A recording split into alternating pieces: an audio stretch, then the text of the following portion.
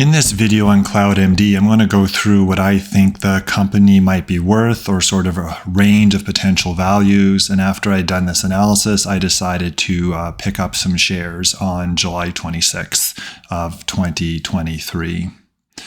So to get started, I want to look at my revenue projections. My previous video from early July of 2023 goes through all of these numbers in detail. Looking a little more specifically into 2023, my best estimate is a revenue of about $108 million for CloudMD. At the bottom of the sheet, I just highlight their cash and long-term debt at the end of quarter one. All the numbers you see in blue are from their MD&A and financial statements. Everything in yellow is my own projections. Now, the cash balance and the long-term debt are very similar, about $19 million in cash and about $20 million in long-term debt. So their market cap, which is the value of all their shares, is very similar to the enterprise value, which is the value or the cost to buy the company. If you bought the company, you're also getting the debt with it, but you get the cash to reduce the debt. So the enterprise value is about $1 million above the market cap, and enterprise value to revenue is a key metric I want to use in valuing cloud. So before I valued it, I wanted to look at anybody else who'd value the company. Rob at Echelon Capital has been producing reports over the years. On July 5th of 2023, Echelon and Rob put a report out. I wasn't able to get that report. It's to clients only, but there were sort of comments from that report posted online. So they have a price target of a 12-month price target of 12 months, and they listed it as a speculative buy. Now, Rob has listed CloudMD as a top pick in the past, and there's old videos on their site talking about their logic in the previous top pick recommendations. But obviously right now it is not one of theirs. So a few things from their report. I relied heavily on their comments of how much they valued or how much revenue they believe CloudMD lost in the sale of their U.S. electronic medical records to Harris or Constellation Software. So I kind of used their $6.8 million annual revenue loss. And I particularly paid attention to the multiple, the enterprise value to revenue multiple. They believe that they were able to sell their U.S. electronic medical records at.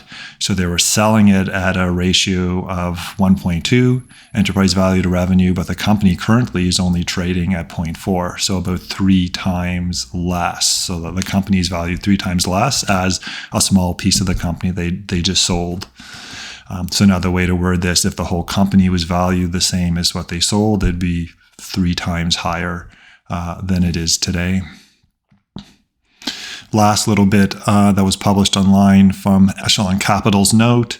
They're looking for sustained double-digit growth. This is sort of right from the company. It's exactly what I'm modeling.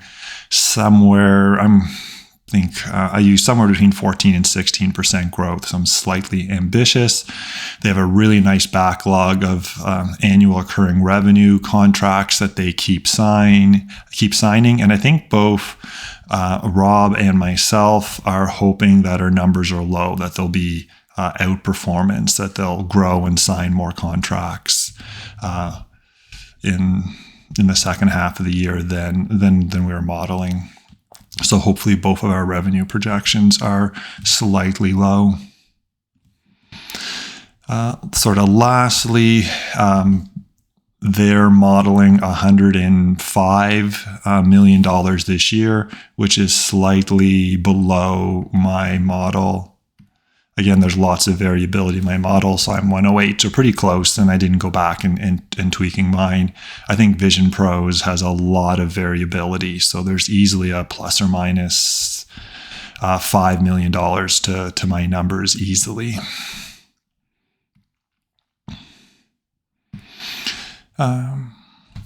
Looking in terms of becoming cash flow positive or adjusted EBITDA positive. He's believing that they're going to be negative $3 million this year and positive $2 million in 2024. So that would lead to, roughly a 2% adjusted EBITDA margin in 2024. And then shortly, I'll talk about a comment from the Q1 conference call about where they think this number can go, how high they think they can grow it. And lastly, their 40-cent one-year price target. So going to that previous conference call, there was a really great question and a great answer from the management. So Nick asked, wondering sort of 3 to 5 years out, where do they think the business will be in terms of margins, gross margin and adjusted EBITDA margin? So their chief financial officer talked about a gross margin target of about 40%. So they're currently at 36%. So this wouldn't take, is very reasonable, and that's a target. I doubt they would get way above that. There probably would be in the 40s. Long-term best case scenario. More meaningful, where would they be EBITDA wise or adjusted EBITDA? So the company is saying high teens to 20% is very reasonable. And this is a company that's not over-promising. They tend to under-promise and hopefully they'll over-deliver. So if we kind of use those numbers to make some very sort of crude, rough guesses, this isn't a forecast, it's just sort of a rough idea. In 2024, their revenue could easily be in the 120 million range. Using Echelon Capital, sort of 2% adjusted EBITDA margin, they're going to have roughly $2 million in adjusted EBITDA profit. Okay. Going out to 2025, again, these are just rough back of the envelope type calculations. Let's say that grow to 135. I hope that's low. And let's say they get sort of halfway, or they get to 10% adjusted EBITDA margin. Now we're looking at, approximately $13 million in adjusted EBITDA. And that's starting to get appealing. You sort of get towards what they're proposing, let's say 2026, so they grow to 150 million. Again, these are growth rates the company is directly saying that they believe are achievable. They get to a 15%, so not even mid-teens adjusted EBITDA. I'm not even going to the 20%, and now we're around 22 million in adjusted EBITDA. So this is the type of numbers that really makes me want to invest in cloud. I think it's a good value play right now, which gives me safety. But this growth, these type of numbers are what makes me want to invest in a penny stock with higher risk. I was originally going to try to discount cash flow back a current price, but I think there's just too much variability in these numbers. I'd like to sort of see the 2024 numbers come in and then maybe try to build a discounted cash flow model. But again, if you put error bars on these, it'd be very big. And then you try to discount it back. I think I don't get back to a meaningful number. So kind of decoding Echelon's price target, it's $40 a share. If you use the shares at the end of Q1, so this is not diluted counts, the market cap of the company is about 120 million. So if you turn that into an enterprise value to revenue ratio, again, enterprise value and market cap is about the same, $1 million higher to buy the company, less the cash, including the debt, less the cash. So you get enterprise value of, with Echelon Capital's price target of 1.2. So that's exactly what Harris just paid for the company. What they just paid for the U.S. electronic medical records. So I think he just used that 1.2 to build his model. I don't think it's discounted cash flow that he's using. But again, that's a guess. If we go out to 2024 with his numbers, about 121 million enterprise value today, 2024 revenue, you're around 1 times enterprise value to revenue. So still pretty cheap. So the summary of this is not a crazy high price target. And I'll compare this to Well and Teledoc and kind of see how that compares to their current enterprise value to revenue.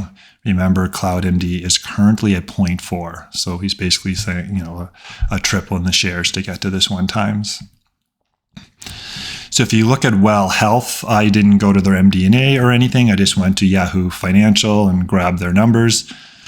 So their enterprise value is $1.4 million, and using their guidance, about $700 million, so $0.7 billion in revenue. So they're trading pretty much 2 times enterprise value to revenue for 2023.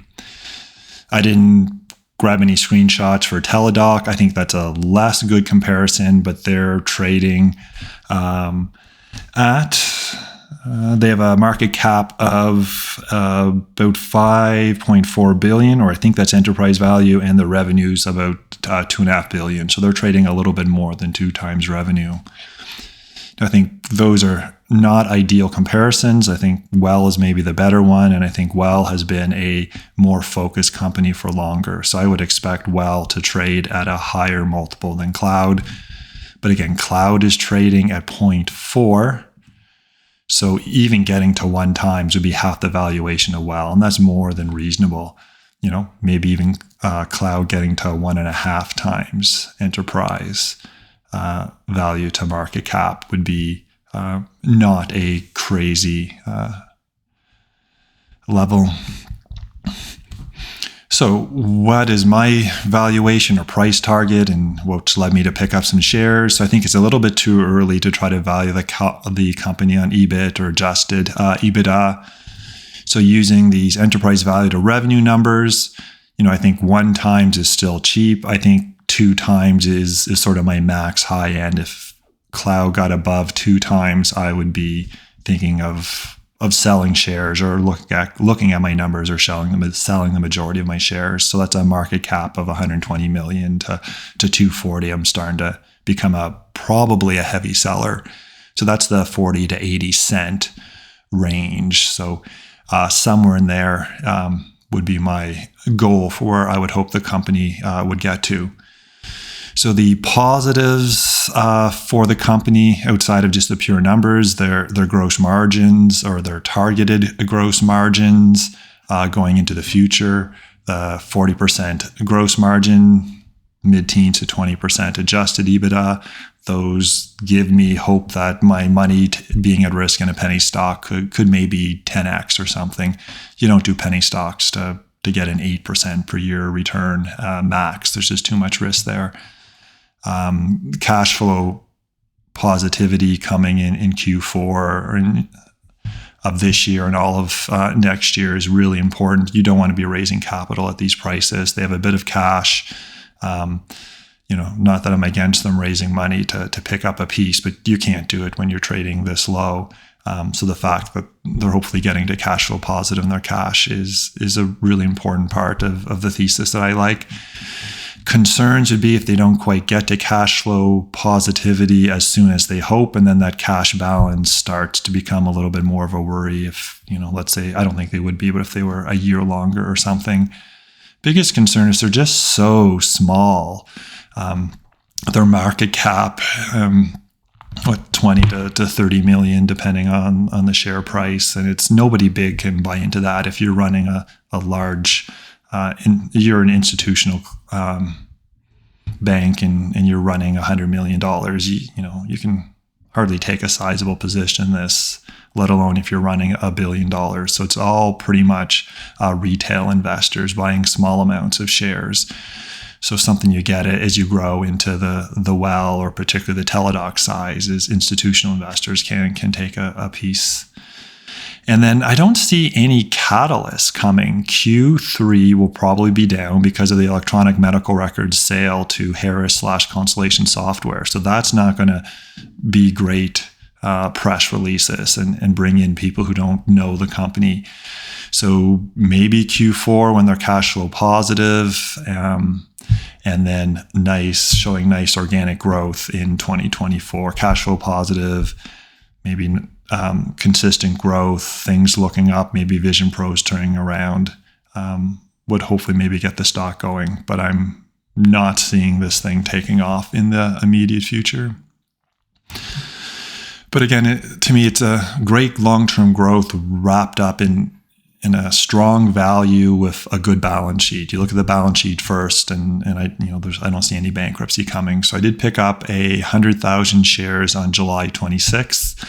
I was able to get them at 13.5 cents. The bid was 13, the ask was 13.5. I was a little concerned whether I'd be able to get all the shares sort of right away. But in under a minute, the order was filled by Questrade, my broker. Now they rounded the price to 14, but again, I paid 13.5. But you do see how Cloud is just a tiny company. In the 100,000 shares that I picked up, only a few of the trades were even a mildly reasonable size. One of the accumulations was 500 shares. So somebody was, moving less or selling less than $100 worth of shares to me. So this is just the tiny nature. If I try to buy 500,000 shares, that, it might take me more than a day. And that would be well under $50,000 in value. So it's a small company. CloudMD advertises sort of $5 per trade, plus some, a fee depending on shares. So just be aware if you're using Questrade or considering them, when you do trade very high share counts in penny stocks, you're going to pay well above the $5. And this trade cost me $90. So hopefully my valuation can help you decide what you want to do with your Cloud shares. These are just my thoughts, but I feel pretty good with this purchase. Obviously anything could go down, but I'm not worried about bankruptcy, and it just seems cheap. Sure, it could get cheaper, but anyway, I'm comfortable with my purchase. If you liked this video, please consider liking it or subscribing to the channel.